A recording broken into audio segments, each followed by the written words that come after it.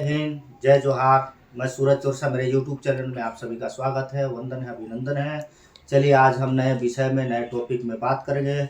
ऐसा कानूनी धारा जिसके बारे में बहुत सारे लोग परेशान रहते हैं। ऐसे पति या पत्नी जो अपनी पत्नी के कारण परेशान रहते हैं, ऐसे पत्नी जो अपने पति के कारण परेशान रहते हैं, या घर में जो कलह होता है, विवाद होता है, और दोनों का सामाजिक जीवन जो है, वैवाहिक जीवन बहुत ज़्यादा दुखी, लड़ाई झगड़ा, मारपीट और अशांति घर में माहौल रहता है। समझ में नहीं आता है कुछ लोग सामाजिक व्यवस्था के कारण कि चूंकि मेरा विवाह हो गया है, ज़िंदगी निभाना है, और मार कुटाई प्रताड़ित होकर के दोनों जी रहे हैं, अलग होना चाहते हैं, लेकिन समाज का जो एक रहता है ना कि समाज का जो लोग कहते हैं कि अरे यार लोग क्या बोलेंगे, दुनिया क्या बोलेगी, घर वाले क्या बोलेंगे, परिवार क्या बोलेगा, अलग रहेंगे तो ऐसे वैसे, तो जीवन जीते हैं, लेकिन वो जीवन समझिए एक प्रकार से उनका बहुत ही खौफनाक हो जाता है। लोग बाग एक दूसरे को देखना पसंद नहीं करते हैं, घर में कई बार हत्या तक हो जाती है, कई लोग आत्महत्या तक कर लेते हैं। तो चलिए मैं बात कर रहा हूँ ऐसे पति या पत्नी जो प्रताड़ित हैं, उनके लिए एक उपाय है। जब लगता है आपको कि आप खुश नहीं हैं एक दूसरे से, तनाव हो रहा है, और अगर आपको लगता है कि तात्कालिक विवाह हुआ है तत्काल विवाह हुआ है, उसके बाद में आप लोग का वैवाहिक जीवन सुखमय नहीं है, तो आप एक दूसरे को तलाक दे सकते हैं। इसमें दो प्रावधान। पहला एक है, अगर आपको लगता है तो सहमति के माध्यम से एक दूसरे को समझ करके आपको लगता है कि हम दोनों सहमत हो चुके हैं, आप इसके लिए आएंगे। अलग अलग है, हिंदू लॉ में धारा 13 का है, तलाक का धारा 27 है, ईसाई जो हमारे समुदाय है, मुस्लिम लॉ में भी अलग अलग है। तो जितने भी हमारे धर्म के अलग अलग अनुयायी हैं, उनके लिए तलाक का व्यवस्था है। आप आए कोर्ट में, और दोनों सहमति से अगर आप कोर्ट में आवेदन डाल देते हैं तो 6 महीने के अंदर अंदर, अब तो सुप्रीम कोर्ट भी बोल दिया कि तत्काल उनका निर्णय किया जाए, तो माननीय न्यायालय 1 महीना, 1.5 महीना, 6 महीने के अंदर में तलाक आपका हो जाएगा। फिर नया जीवन आप तैयार कीजिए, एक दूसरे से हट करके फिर आप नया जीवन साथी ढूंढ रहे हैं।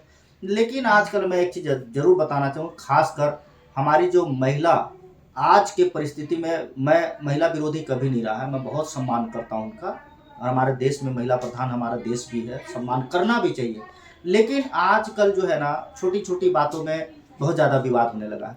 खासकर मैं आपको अलर्ट कर देना चाहता हूँ, चाहे हमारी महिला के उनके मायके पक्ष की बात हो या ससुराल पक्ष की बात हो, मैं आपको सीधा बताता हूँ, जिस भी घर में सबसे ज़्यादा कलह अगर होता है तो उसके पीछे सबसे बड़ा कारण है कि माँ पिता का, परिवार का दखल देने के कारण में अक्सर जो है ना विवाद और ज़्यादा बढ़ जाता है। खासकर हमारी जो महिला हैं, उनके मायके वाले, कुछ भी होता है महिला हमारी तुरंत जा करके फ़ोन कर देती है, मायके में बता देती है आज ये हुआ, वो हुआ, तो ऐसा हुआ। छोटी छोटी बातों को जा करके आप मायके में बता देते हैं, और मायके वाला आपको प्राथमिकता देते हुए आपका पक्ष लेते हैं। ये जानना भी उचित नहीं समझते कि वास्तव में गलती किसकी है, क्या है। हमारे जो लड़का है, उनके घर में भी माँ हुई, उनके और भी लिए, उनसे भी आपसी जो एक तालमेल है वो नहीं बन पाता है। जनरेशन गैप का अभाव के कारण भी एक दूसरे को नहीं समझ पाते हैं। लेकिन एक सबसे बड़ी बात होकर के उभर करके आ रही है कि आज महिलाएं बहुत ज़्यादा ऐसे अपने पति को, जो सीधा सरल रहते हैं, उनको प्रताड़ित करते हैं, उनको मारपीट करते हैं, और वहाँ तक कि उनको खाना बना कर ठीक से नहीं देते हैं, उनके ससुराल पक्ष को ठीक से व्यवहार उनके साथ नहीं करते हैं, और कई बार वो जो है ना अपने मायके चली जाती। बार बार छोटा सा बात हुआ, मायके चली गई। या कई बार ऐसा होता है कि पति को नीचा दिखाने के लिए, छोटा करने के लिए, उनको गिराने के लिए, या पल्लू में बांधना, या जो भी कह लें आप उनको, ऐसे स्थिति में क्या करती हैं, बार बार कानून का धमकी देती हैं कि मैं कोर्ट में ले जाऊंगी तो फलना केस में फंसा दूंगी, तो मैं दहेज केस में फंसा दूंगी, तो महिला घरेलू हिंसा में कर दूंगी।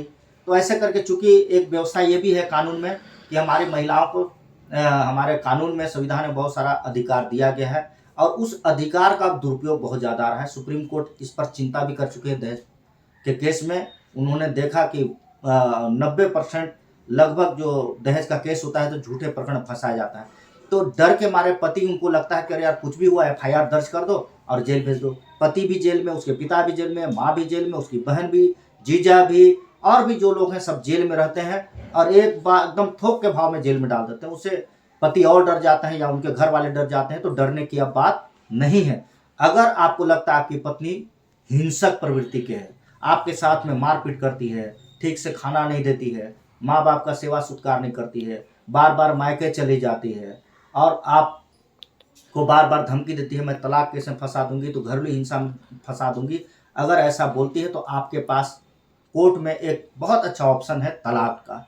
आप तलाक का धारा लगाइए, आपको मिलेगा। लेकिन आपकी पत्नी अगर मारपीट करती है, थाना में जाकर सूचना कीजिए और उनके खिलाफ में शिकायत दर्ज कीजिए।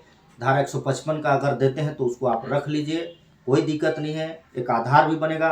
दूसरा बात, अगर आपकी पत्नी अगर FIR दर्ज कर ली है कोई केस में, झूठे केस में, मारपीट में, तो उसका प्रति भी आप रख लीजिए, उसको भी आप तलाक में दे सकते हैं। ऐसे पति पत्नी जिनके मध्य में 2 साल से एक दूसरे से मिलना नहीं हुआ है, उनके बीच में जो है वैवाहिक जो उनका पति पत्नी का जो सुख नहीं मिला है, शारीरिक संसर्ग नहीं हुआ है, तब भी आधार बनता है तलाक का। दूसरी बात, अगर पत्नी मायके चली जाती है और महीना, 2 महीना, 4 महीना, 6 महीना, साल 2-2 साल तक नहीं आते हैं, तो पति धारा 9 का भी आवेदन दे सकते हैं कोर्ट में। उसके बाद नहीं आती है तो आप तलाक का केस दायर कर सकते हैं।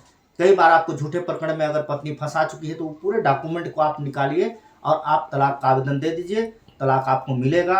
और आजकल बहुत जल्दी तलाक का भी सुनवाई हो रहा है और तलाक ऐसे पतियों को मिल भी रहा है। अगर पत्नी पीड़ित है तो वो भी तलाक का आवेदन लगाएं, न्यायालय में व्यवस्था है। और पत्नियों को तो यहाँ तक है कि 4 लाख, 5 लाख, 6 लाख, 7 लाख मुआवजा भी मिलता है। मुआवजा न कहे, उनका अपना एक रहता है, कानून में व्यवस्था है, वो अपने हिसाब से डिमांड करती हैं उनकी हैसियत के हिसाब से, तो कोर्ट भी उसको देख करके, सुन करके वो पैसा देने का काम भी करती हैं।